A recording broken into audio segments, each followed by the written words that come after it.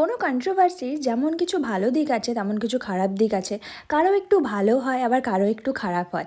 সব সময়ের মতন আমার সাথে তো ভালোই হয়, তাই এখনও আমার সাথে ভালোই হয়েছে। আজকে আমি যেখানে শ্যুটে গেছিলাম, আমার মেকআপ আর্টিস্ট দিদি আমার জন্য তো খাবার নিয়েই এসেছিলো, লাঞ্চ, প্লাস আমাকে এক্সট্রা পেমেন্টও করেছে খাওয়ার জন্য। যাক, আমার জন্য তো ভালোই হয়েছে, আমার ভালোই হয়েছে, আমার ভালো লেগেছে, আমি হ্যাপি হয়েছি। যাই হোক, আজকের আমি আর মৌলি মিলে আমাদের শ্যুটের লোকেশানে গেছি। ফার্স্ট আমাদের যে লোকেশানটা জানা ছিল যেখানে হবে, সেখানে গেছি হলটাতে। বাট গিয়ে আমরা দেখছি হল পুরো ফাঁকা। তখন আমরা কনফিউজ হয়ে গেছি যে কী হলো, আমাদের মানে শ্যুটটা কোথায় হচ্ছে। তো তারপর আমরা জানতে পারি অ্যাকচুয়ালি স্মিথ পার্কের একটা হল আছে, আর একটা ওদের পুরো রেজেন্সি হোটেল আছে বড়। তো এবার সেই সববারই হলেই হয় আর কি। এই সেমিনার টাইপগুলো যখন হয় তখন এই হলটাতেই হয়, দুটো একদম পাশাপাশি। তো ফার্স্টে তার জন্য আমরা হলটাতেই চলে গেছিলাম। হলে গিয়ে তো কনফিউজ হয়ে গেছি। তো সেখানে ওই যে একজন দাদাকে জিজ্ঞেস করলাম, সে বললো যে না, এখানে হচ্ছে না, ওই স্মিথ রেজেন্সিতে হচ্ছে। তখন আমরা আবার ওখান থেকে ব্যাক করে আবার রেজেন্সিতে যাই।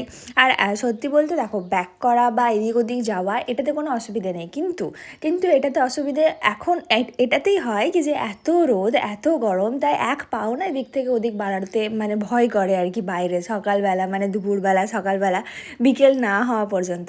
যাই হোক, ওখানে পৌঁছে দেখছি যে অলরেডি কাজ স্টার্ট হয়ে গেছে। আজকে অলমোস্ট 50 জন মেকআপ আর্টিস্ট ছিল। তো অনেক মানে ভিড় ছিল আর কি। তো অনেক জন ছিল। আমার মেকআপ আর্টিস্ট এখনও এসে পৌঁছোয়নি, তাই আমি সবার সাথে একটু দেখা করছি, মিট করছি, কথা বলছি, আর সাথে সাথে একটু ভিডিও বানাচ্ছি।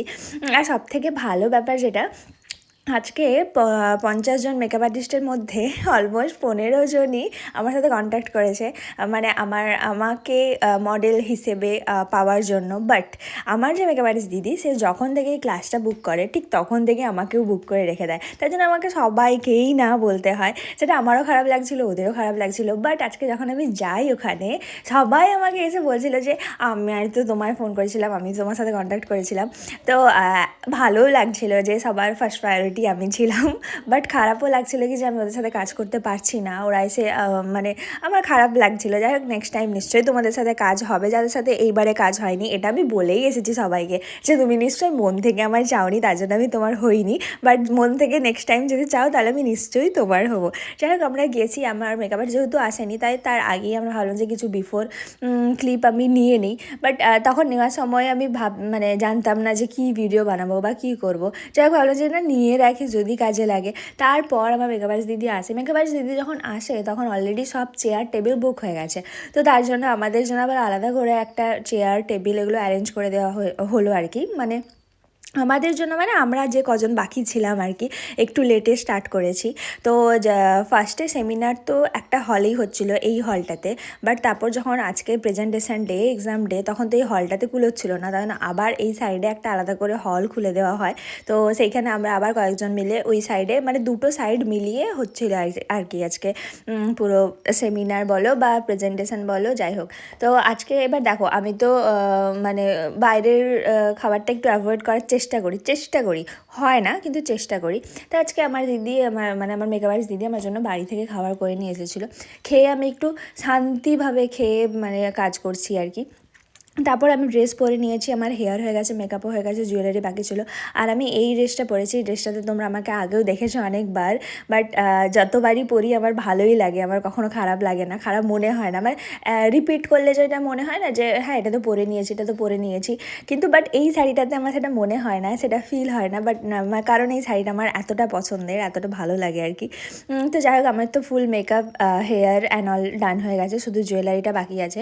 আর আমার রেডি হতে হতে পেছনে শ্যুটও স্টার্ট হয়ে গেছিলো। যেহেতু এতজন ছিল, তাই শ্যুটটা তাড়াতাড়ি স্টার্ট করতে হয়েছিল, কারণ সবারটা কমপ্লিট করতে হবে। তারপর ওখানে লাইভের ব্যাপার আছে, ভিডিওসের ব্যাপার আছে। আর তার সাথে আজকে সার্টিফিকেশান ডেও ছিল, তাই আমাদের ওখানে রেডি হতে হতে মানে লাস্ট মোমেন্টের দিকে একদম সার্টিফিকেটটাও দেওয়া হয়ে যায়। কারণ কি হয়, সববারে যখন লাস্টে একদম সার্টিফিকেট দেওয়ার পার্টটা রাখা হয়, তখন অনেকটা লেট হয়ে যায়। তাই কাজের মাঝেই ওই ব্যাপারটা কমপ্লিট করে নেওয়া হয় এখন। আগেরটা যেটা হতো না, তার জন্য অনেকটা লেট হয়ে যেত। বাট এখন এই ব্যাপারটা হয় কি, যে কাজের মাঝেই একজন একজন করে ডেকে সার্টিফিকেটটা কমপ্লিট করে নেওয়া হয়। আর যেহেতু এখানে অনেকজন মডেল ছিল, তো পরপর পুরো লাইন পড়ে গেছিলো শ্যুটের। তাহলে আমরা একটু ওয়েট করেছিলাম। আর অ্যাকচুয়ালি ফার্স্ট শ্যুট করে যে ফার্স্ট বাড়ি যেতে পারবো, সেরকমও ব্যাপারটা ছিল না। না, তো আমাদের মধ্যে কোনো তাড়া এরকম ব্যাপারটা ছিল না আর কি। তো তারপর এখানে আমি ওকে লেন্স পরাচ্ছিলাম। আমি এবার ও ফার্স্টেই পড়তে চেয়েছিলো, বাট আমি ওকে বললাম যে কেন ফার্স্টে পড়বে, লাস্টের দিকে পড়বে, এতক্ষণ ধরে কেন পড়ে থাকবে। তো সেই জন্যেই ও লাস্টে তো নিজে থেকে পড়তে পারছিলো না, তাই আমাকে বলছে তুমিই তাহলে আমাকে পড়িয়ে দাও। যাক, ওর লেন্স পরানো হয়ে গেছে অ্যান্ড আমার স্যুটের টার্ন এসে গেছে। তো আমি আমার শ্যুটটা করে নিয়েছি। আর তোমরা আমাকে বলো কি যে আমাকে কেমন লাগছে।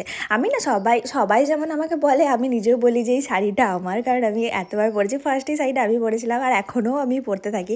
আর এই যে কিউট মেয়েটাকে দেখছো, ও আমার কাছে এসেছে। ওর মানে আমার সাথে কন্ট্যাক্ট করেছিল, বাট ওর হয়তো আমি কাজ করতে পারলাম না। এবারে নেক্সট টাইম নিশ্চয়ই আমি তোমার সাথে কাজ করবো। তুমি যদি আমার ব্লগটা দেখে থাকো, তার আমি ব্লগে বলে দিচ্ছি যে নেক্সট টাইম আমি তোমার সাথে কাজ করবো। তো তারপর আমরা এখানে সবাই বসেছি। আমাদের এখানে লাইভের পার্ট এটা ওটা তো ছিলই, তার সাথে সাথে আমাদের মধ্যে তো চলতেই থাকে। দেখো, এগুলোর কোনো মানে আছে কি? এগুলোর কোনো মানে আছে? আমি আমি আমি আর সাদা মনে কাদা দিয়ে আমি ভাবছি কি যে ওরা ভালো ভিডিও বানাচ্ছে, আমার বানিয়ে আমাকে দেবে। বাট তারপর আমি দেখলাম যে না, ওরা এরম টাইপের ভিডিও বানাচ্ছে। তারপর আমি যখন মানে বুঝতে পেরে গেছি, দেখতে পেয়ে গেছি, তখন আর কি করে লোকাবে নিজেদেরকে। তো এরকম একটা ব্যাপার। তো ফার্স্ট তো এরা স্টার্ট করলো, তারপর দেখলাম অপোজিট সাইড থেকে উঠে এসে আমাকে ওর এই ভিডিওটা দেখাচ্ছে। মানে এই সাইড থেকে হচ্ছে, অপোজিট সাইড থেকে হচ্ছে। অ্যাকচুয়ালি আমরা সবাই বসে গেছিলাম, যেহেতু ম্যাম একটু লেট করছিলেন আসতে, তো সেই কারণে আমরা বসে বসে এই সবই করছিলাম আর কি। অনেকক্ষণ টাইম ধরে আমরা বসেছিলাম অ্যান্ড ফাইনালি আমাদের শ্যুট ডান হয়ে গেছে, সব কিছু ডান হয়ে গেছে। এবার হচ্ছে বাড়ি যাওয়ার পালা। যেহেতু আমার মেকআপ আর্টিস্ট দিদিরাও বাড়ি যেত আর কি, মানে আমার ওই সাইডেই, তাই আমি ভাবলাম যে ওদের সাথে আমি চলে যাই। তাই ওদের সাথেই আমি অনেকটা চলে এসেছি, খড়গপুর পর্যন্ত চলে এসেছি। অ্যান্ড তারপর ট্রেন ধরে তো বাড়ি। ওখান থেকে আমরা টোটোতে করে খড়গপুর আসছিলাম। এত গরম ছিল না, টোটো করে আসতে বেশ ভালোই লাগে। তো চলো, বাই।